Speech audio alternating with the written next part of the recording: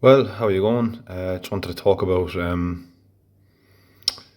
missing people that turn up a lot of times in national forests. A lot of people kind of disappearing and going missing under very mysterious circumstances, especially in national forests. Um, it happens in other places as well, but um,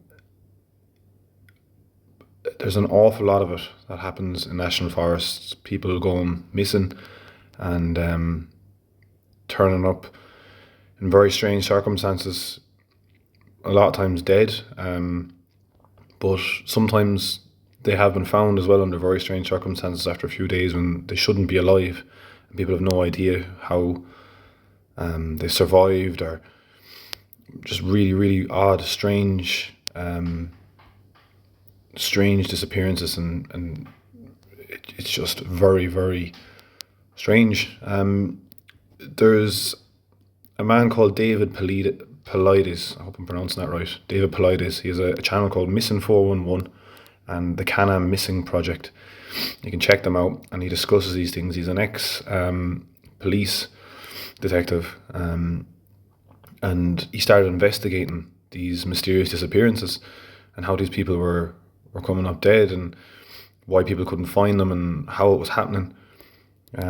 Typically, when these people are found dead, it's under very strange circumstances. Like, they can't understand the cause of death.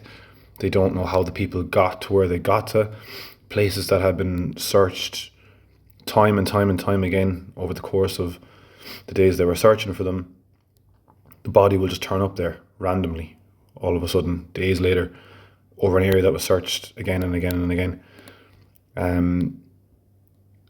It's a crazy thing. Like, these people typically could be really good hikers, people that know these places like the back of their hands, really experienced outdoors people, and they just end up, for whatever reason, the crazy circumstances, for all intents and purposes, just disappearing off the face of the earth. There's so many reports of when these people are out, and they might be in a group or with other people, and they're there 1 minute and they're gone the next. People will literally turn around someone who was just there a few seconds, a few minutes ago, that was with them on the trail, or they'll turn around and they're gone. They're just gone, like out of nowhere. And then there's no sign of them, no sound of a struggle, nothing. They're just gone. And it happens with kids as well. Sometimes it can happen to kids. They go missing. They're with their parents, or they're out in the forest, just having a normal day, and next thing you know, parents will say they literally were with them 1 minute. They turned around, looked back, kid is gone. Like, in the blink of an eye, these things happen, and trained search and rescue teams go in there, track dogs, all these things.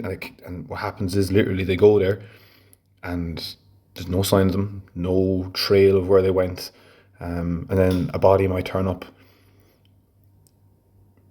a few days, few weeks, months, sometimes a year or two later.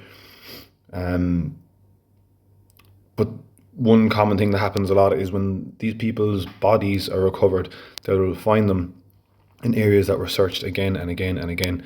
Like, say if it turns up a few days later or a couple of weeks later, straight after the search parties were looking for them, and they've already checked this area like 10, 20 times, and all of a sudden the body's just there out of nowhere, like it was dropped from another dimension or something. And I think what people need to understand is, with the spiritual dimension, and with the different creatures that live in forests and that are phased out of our visual range that we can't see, there's a real serious threat when people are talking about alien abductions, or people are talking about out-of-body experiences, or shadow people, or when they can feel things touching them, or these things can be physical. They can physically come into our dimension, and they can take us into theirs. it sounds crazy, but I think it's one of those things. If you look into it, David Polides missing 411, Canaan missing project. There's thousands and thousands of cases that you can look into, and you'll see how crazy the circumstances are. There's just no possible way that they could have died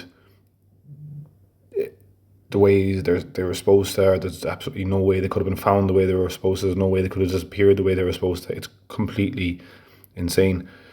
And I think what people are missing is that these things that live in the spiritual dimension, these demonic and satanic entities, they are real, and they can come into our physical reality and take us. They can abduct us. They can bring us into their dimension. And a lot of times it doesn't end well for us. National Forest is a big one. People go missing in there all the time, and they can never find out what happened to people a lot of times.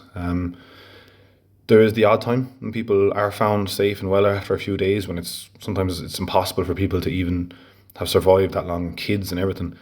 And it baffles a lot of people, because a lot of people don't understand or believe that there is a spiritual dimension, that these entities are out in places like national forests and deep parts of the woods, and even on the trails close to where people are walking on. And it's real. These entities can come into our reality.